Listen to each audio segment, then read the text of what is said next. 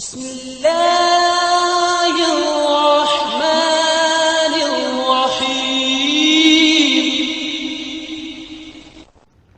اعوذ باللہ من الشیطان الرجیم، بسم اللہ الرحمن الرحیم۔ آج آپ کا میزبان ڈاکٹر کاشف بشیر آپ کی خدمت میں تفہیم القرآن سیریز کی قسط نمبر 71 کے ساتھ حاضر خدمت ہے، اور اس میں ہم انشاءاللہ سورہ النساء کی آیت نمبر 83 سے آغاز کر رہے ہیں، اس شکر کے ساتھ کہ اللہ تعالیٰ کی تمام نعمتیں جتنی بھی اس دنیا میں انسانوں کے لیے اور تمام مخلوقات کے لیے پیدا کی گئی ہیں، اس ذات کا لاکھ لاکھ شکر ہے۔ بسم اللہ الرحمن الرحیم۔ وَإِذَا جَاءَهُمْ أَمْرٌ مِّنَ الْأَمْنِ أَوِ الْخَوْفِ أَذَاعُوا بِهِ وَلَوْ رَدُّوهُ إِلَى الرَّسُولِ وَإِلَى أُولِي الْأَمْرِ مِنْهُمْ لَعَلِمَهُ الَّذِينَ يَسْتَنبِطُونَهُ مِنْهُمْ وَلَوْلَا فَضْلُ اللَّهِ عَلَيْكُمْ وَرَحْمَتُهُ لَاتَّبَعْتُمُ الشَّيْطَانَ إِلَّا قَلِيلًا۔ ترجمہ: یہ لوگ جہاں کوئی اطمینان بخش یا خوفناک خبر سن پاتے ہیں اسے لے کر پھیلا دیتے ہیں، حالانکہ اگر یہ اسے رسول اور اپنی جماعت کے ذمہ دار اصحاب تک پہنچائیں تو وہ ایسے لوگوں کے علم میں آ جائے جو ان کے درمیان اس بات کی صلاحیت رکھتے ہیں کہ اس سے صحیح نتیجہ اخذ کر سکیں۔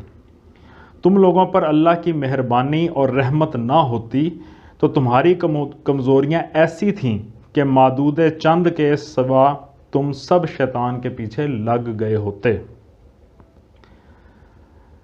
تفسیر میں آیا کہ وہ چونکہ ہنگامے کا موقع تھا اس لیے ہر طرف افواہیں اڑ رہی تھیں، کبھی خطرے کی بے بنیاد مبالغہ آمیز اطلاعیں آتی اور ان سے یکا یک مدینہ اور اس کے اطراف میں پریشانی پھیل جاتی، کبھی کوئی چالاک دشمن کسی واقعی خطرے کو چھپانے کے لیے اطمینان بخش خبریں بھیج دیتا اور لوگ انہیں سن کر غفلت میں مبتلا ہو جاتے۔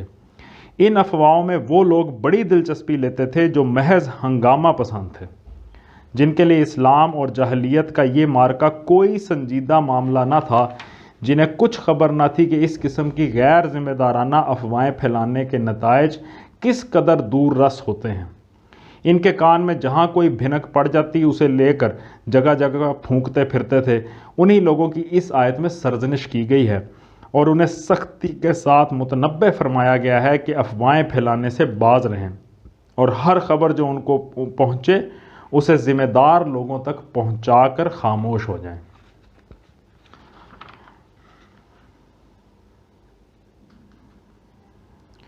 فقاتل فی سبیل اللہ لا تکلف الا نفسک وحرز المؤمنین عسى اللہ ان یکف باس الذین کفروا واللہ اشد باسا واشد تنکیلا۔ ترجمہ: پس اے نبی صلی اللہ علیہ وآلہ وسلم تم اللہ کی راہ میں لڑو، تم اپنی ذات کے سوا کسی اور کے لیے ذمہ دار نہیں ہو، البتہ اہل ایمان کو لڑنے کے لیے اکساؤ۔ بعید نہیں کہ اللہ کافروں کا زور توڑ دے، اللہ کا زور سب سے زیادہ زبردست اور اس کی سزا سب سے زیادہ سخت ہے۔ من یشفع شفاعۃ حسنۃ یکن لہ نصیب منہا ومن یشفع شفاعۃ سیئۃ یکن لہ کفل منہا وکان اللہ علی کل شیء مقیتا۔ ترجمہ: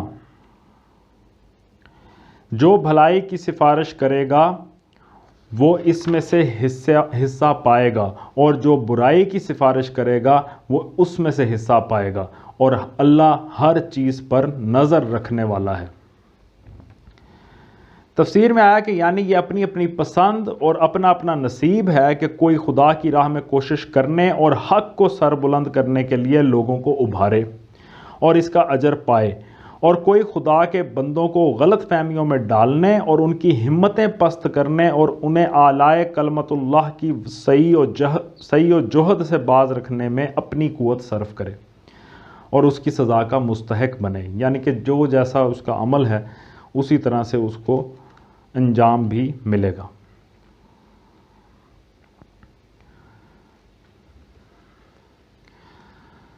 وَإِذَا حُيِّيتُم بِتَحِيَّةٍ فَحَيُّوا بِأَحْسَنَ مِنْهَا أَوْ رُدُّوهَا إِنَّ اللَّهَ كَانَ عَلَى كُلِّ شَيْءٍ حَسِيبًا۔ ترجمہ، اور جب کوئی احترام کے ساتھ تمہیں سلام کرے تو اس کو اس سے بہتر طریقے کے ساتھ جواب دو، یا کم از کم اسی طرح۔ اللہ ہر چیز کا حساب لینے والا ہے۔ تفسیر میں آیا اس وقت مسلمانوں اور غیر مسلموں کے تعلقات نہایت کشیدہ ہو رہے تھے، اور جیسا کہ تعلقات کی کشیدگی میں ہوا کرتا ہے، اس بات کا اندیشہ تھا کہ کہیں مسلمان دوسرے لوگوں کے ساتھ کج خلقی سے نہ پیش آنے لگیں۔ اس لیے انہیں ہدایت کی گئی کہ جو تمہارے ساتھ احترام کا برتاؤ کرے اس کے ساتھ تم بھی ویسے ہی بلکہ اس سے زیادہ احترام سے پیش آؤ۔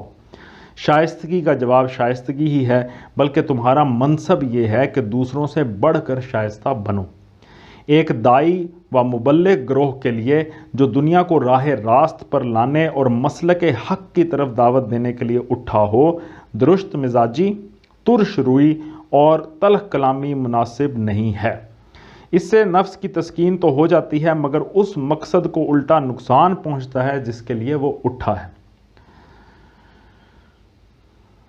اللہ لا الہ الا ہو لا یجمعنکم الی یوم القیامۃ لا ریب فیہ ومن اصدق من اللہ حدیثا۔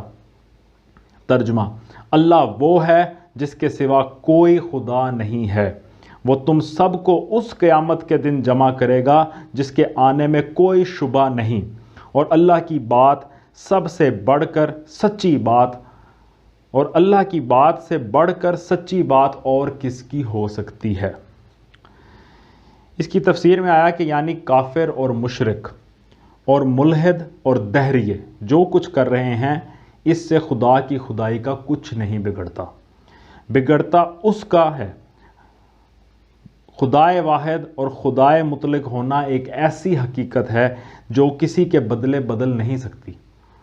پھر ایک دن وہ سب انسانوں کو جمع کر کے ہر ایک کو اس کے عمل کا نتیجہ دکھا دے گا، جس کی قدرت کے احاطے سے بچ کر کوئی بھاگ بھی نہیں سکتا۔